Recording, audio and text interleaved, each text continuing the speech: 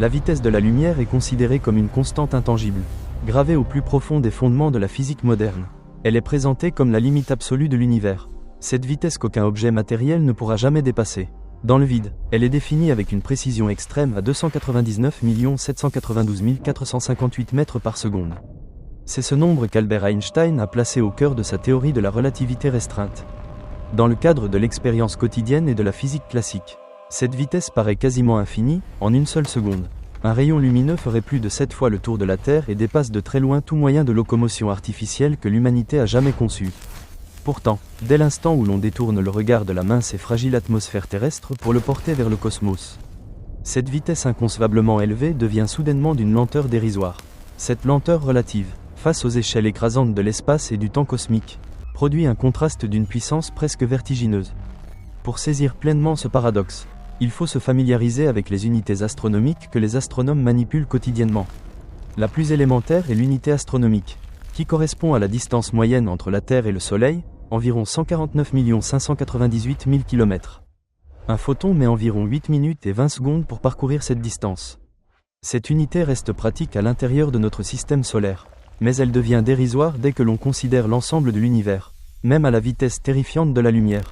Un simple signal radio émis par la sonde Voyager 1, qui flotte aujourd'hui aux confins de l'héliosphère, met plus de 22 heures pour nous parvenir.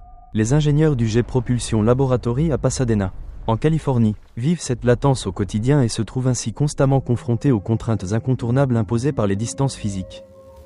Le télescope spatial James Webb, lancé en décembre 2021, a encore accentué cette perception en 2025 grâce à des observations d'une précision inédite.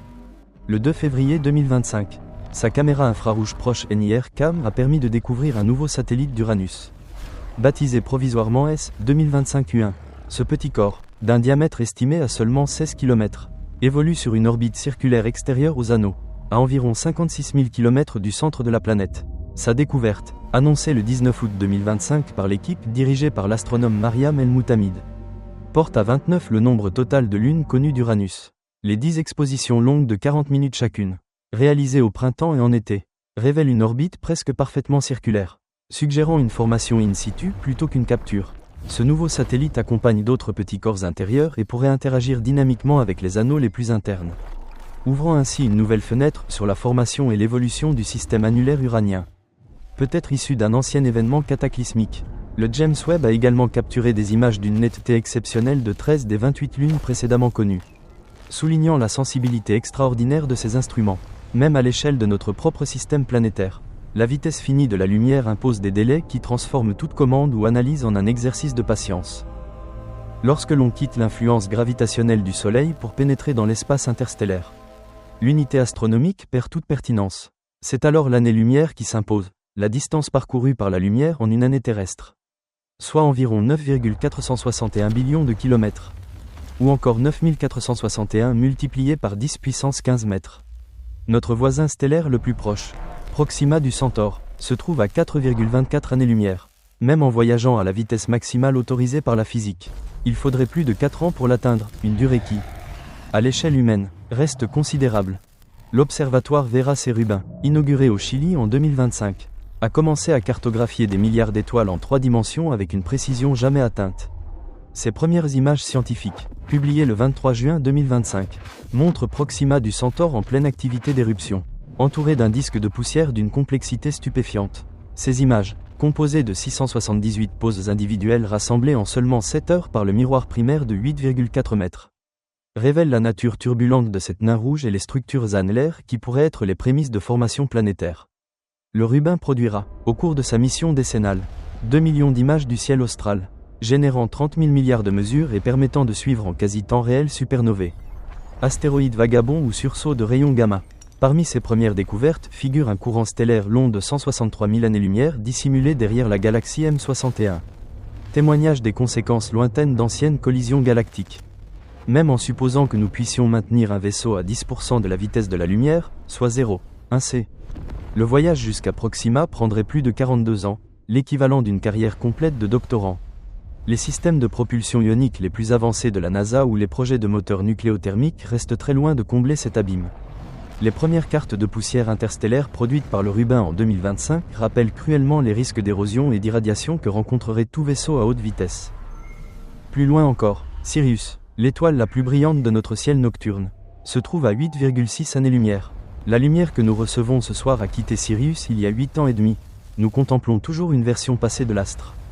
En 2025, le James Webb a obtenu des images infrarouges très détaillées du disque de débris entourant Sirius B, le compagnon naine blanche, révélant des dépôts d'éléments lourds probablement issus des restes d'une ancienne supernova. Ces observations permettent de reconstruire l'histoire du système binaire et d'évaluer son influence potentielle sur l'habitabilité d'éventuelles planètes. À l'échelle galactique, le diamètre de la Voie lactée atteint environ 100 000 années-lumière. Un faisceau laser mettrait 100 000 ans pour traverser notre galaxie d'un bout à l'autre.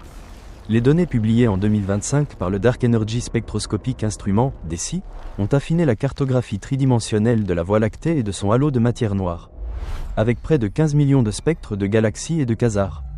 DESI suggère que la constante cosmologique pourrait ne pas être parfaitement constante. Le paramètre d'équation d'état W s'écarte légèrement de -1.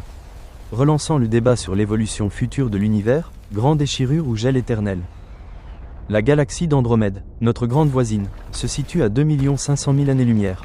Les magnifiques photographies que nous admirons datent d'il y a 2,5 millions d'années. Les simulations les plus récentes, nourries par les observations du Rubin et du Hubble, estiment désormais à environ 50% la probabilité d'une collision entre la Voie lactée et Andromède au cours des 10 prochains milliards d'années, et à moins de 2% dans les 5 prochains milliards d'années. Cette incertitude tient aux mesures toujours plus précises des mouvements propres et aux interactions complexes au sein du groupe local. La frontière de l'univers observable est fixée par l'âge de l'univers, environ 13,8 milliards d'années, et par la vitesse de la lumière. Le rayonnement le plus ancien qui nous parvienne aujourd'hui a voyagé pendant 13,8 milliards d'années. Mais du fait de l'expansion, la distance réelle des objets les plus lointains avoisine aujourd'hui 65 milliards d'années-lumière. En 2025, les mesures combinées du James Webb et de Hubble ont affiné la constante de Hubble à environ 70,4 km/s par mégaparsec, tout en maintenant une tension persistante avec les valeurs déduites du fond diffus cosmologique. Cette discordance alimente les hypothèses de nouvelles physiques au-delà du modèle standard lambda CDM.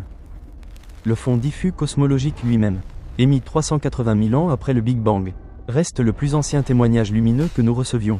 Les nouvelles cartes ultra précises publiées en 2025 par l'Atacama Cosmology Telescope et le Simons Observatory révèlent des fluctuations de température d'une finesse extraordinaire et confirment de légères asymétries hémisphériques.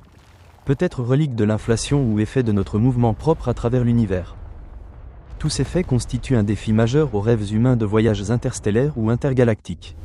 Même à 99% de la vitesse de la lumière, atteindre Andromède prendrait des millions d'années pour l'équipage du fait de la dilatation du temps, et des milliards d'années pour les observateurs restés sur Terre.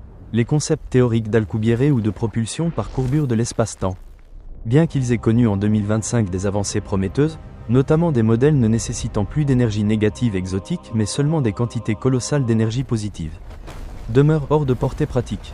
Même les ondes gravitationnelles, détectées pour la 290e fois en mars 2025 par le réseau LIGO-Virgo KAGRA, se propagent exactement à la vitesse de la lumière, confirmant sans ambiguïté la prédiction d'Einstein. Ainsi, la vitesse de la lumière constitue à la fois la frontière absolue et l'équilibre subtil qui rend possible l'univers tel que nous le connaissons. Si elle était beaucoup plus élevée, les étoiles épuiseraient leur carburant en quelques millions d'années, ne laissant pas le temps à la chimie complexe et à la vie de s'épanouir sur des milliards d'années. Sur Terre, 299 792 458 mètres par seconde paraissent une vitesse inimaginable, dans l'immensité cosmique. Elle se révèle d'une lenteur presque désespérante. Chaque fois que nous levons les yeux vers le ciel nocturne, nous contemplons le passé. La lumière nous apporte toujours un écho retardé du temps. En 2025, grâce aux instruments les plus sophistiqués jamais construits, James Webb, Vera Rubin, Simons, DESI, l'humanité a plongé plus profondément que jamais dans les abîmes du temps. Toutes ces découvertes nous rappellent inlassablement la même vérité. La vitesse de la lumière est prodigieusement rapide. Mais l'univers est infiniment plus vaste, plus profond, et c'est précisément dans cette lenteur apparente que résident à la fois la possibilité de notre existence et l'impassable limite de nos ambitions cosmiques.